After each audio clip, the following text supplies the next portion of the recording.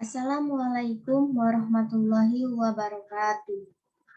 Perkenalkan, nama saya yaitu Rianti Sasmita, NPM 02120098, Prodi S1 Sistem Informasi.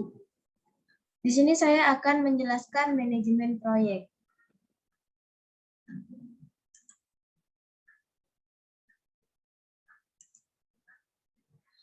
Dalam manajemen proyek ini, saya akan membahas beberapa bagian.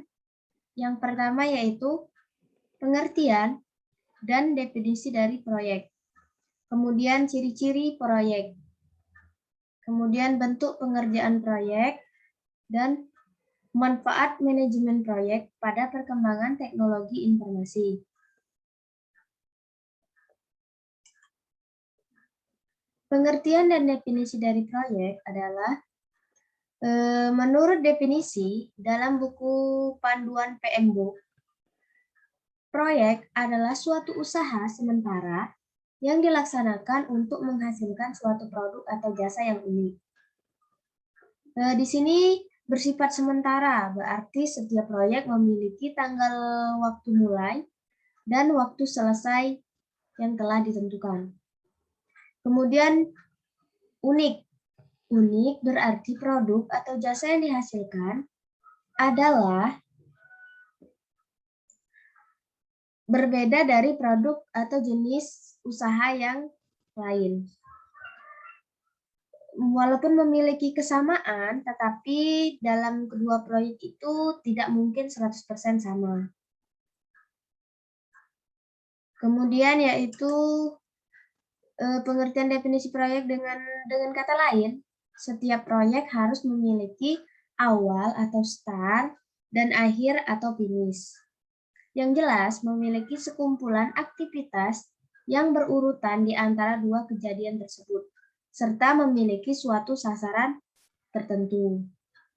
Artinya, proyek ini harus memiliki waktu dimulai dan memiliki akhir dari proyek tersebut.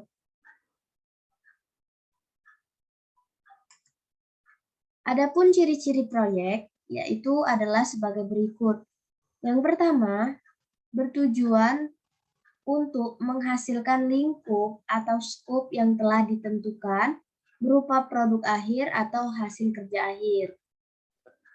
Kemudian, dalam proses mewujudkan lingkup yang dimaksud, maka ditentukan jumlah biaya, jadwal, kriteria mutu, serta sumber daya yang diperlukan.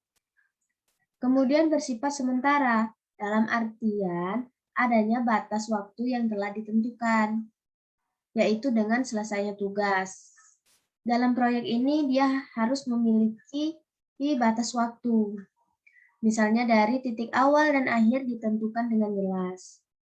Yang bersifat non-rutin atau tidak berulang, di mana macam dari intensitas kegiatan berubah sepanjang proyek itu berlangsung. Artinya, proyek ini hanya bisa dilakukan satu kali, dia tidak akan berulang-ulang. Dan kegiatannya akan berubah sepanjang proyek itu berlangsung.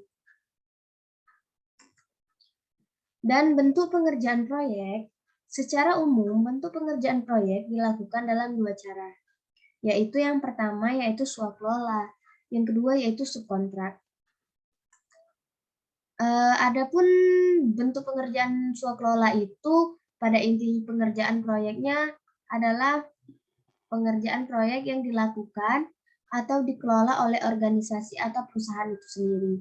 Artinya, proyek itu hanya dikerjakan oleh yang memiliki proyek itu sendiri, tanpa melibatkan pihak lain.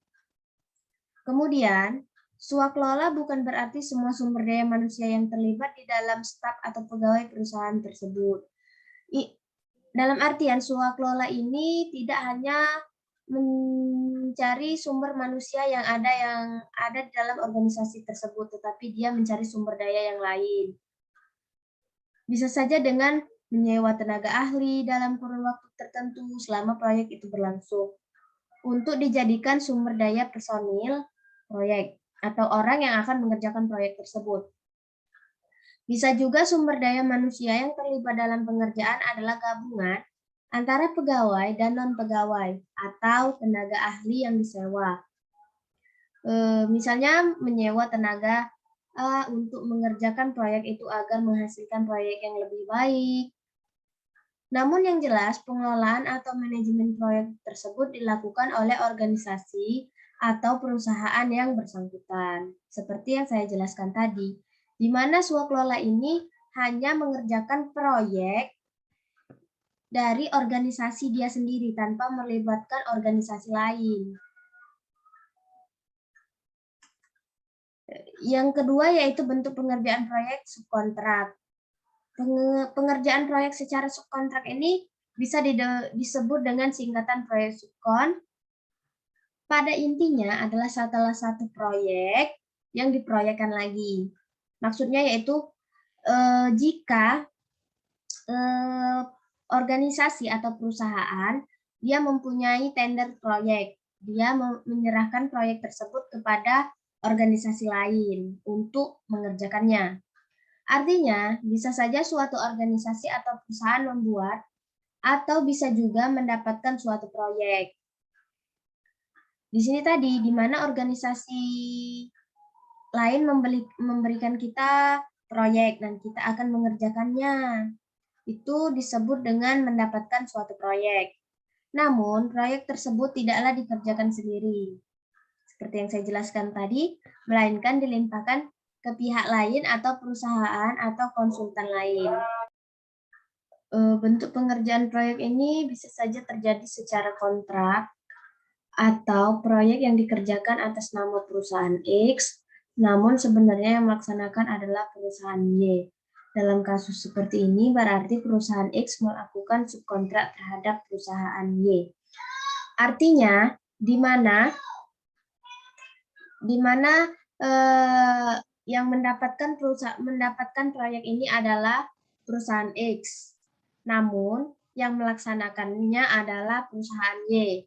Nah, yang diberikan kontrak itu yang dinamakan dengan subkontrak.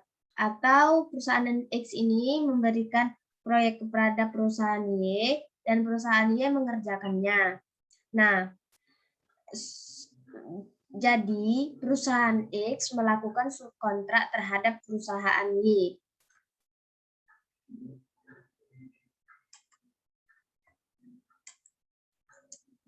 Berikutnya yaitu manfaat manajemen proyek pada perkembangan teknologi informasi. Berikut ini beberapa manfaat manajemen proyek untuk perkembangan teknologi informasi. Yaitu yang pertama meniadakan itu artinya menghilangkan repainting the world dengan melakukan standarisasi dari pekerjaan proyek yang repetitif. Artinya dia menghilangkan sebuah masalah-masalah yang ada di proyek itu untuk menghindarinya sehingga proyek itu menjadi repetitif. Kemudian mengurangi jumlah pekerjaan yang mungkin terlewati. Artinya di sini dengan adanya teknologi informasi ini bisa melihat atau memonitor sebuah pekerjaan dalam proyek sehingga bisa meminimalisir pekerjaan yang terlewat ataupun tertinggal. Kemudian menghilangkan duplikasi pekerjaan, di mana dengan adanya teknologi informasi ini bisa memonitor kegiatan di dalam sebuah proyek tersebut sehingga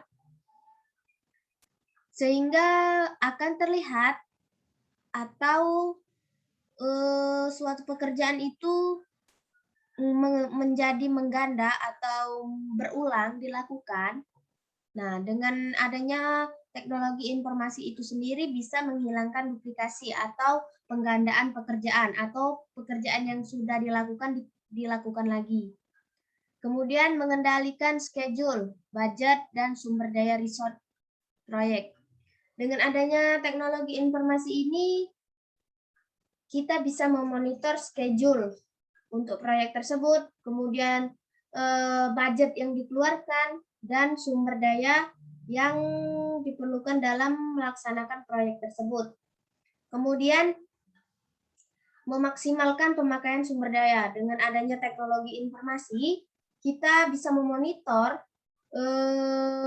berapa banyak atau berapa akan memerlukan sumber daya di dalam sebuah proyek tersebut. Dengan adanya teknologi informasi ini juga kita bisa melihat sebagaimana proyek itu bisa dilakukan atau sebagai proyek itu bisa berkembang, dan kita bisa memonitornya melewati teknologi informasi ini atau pemodernan dalam sistem proyek.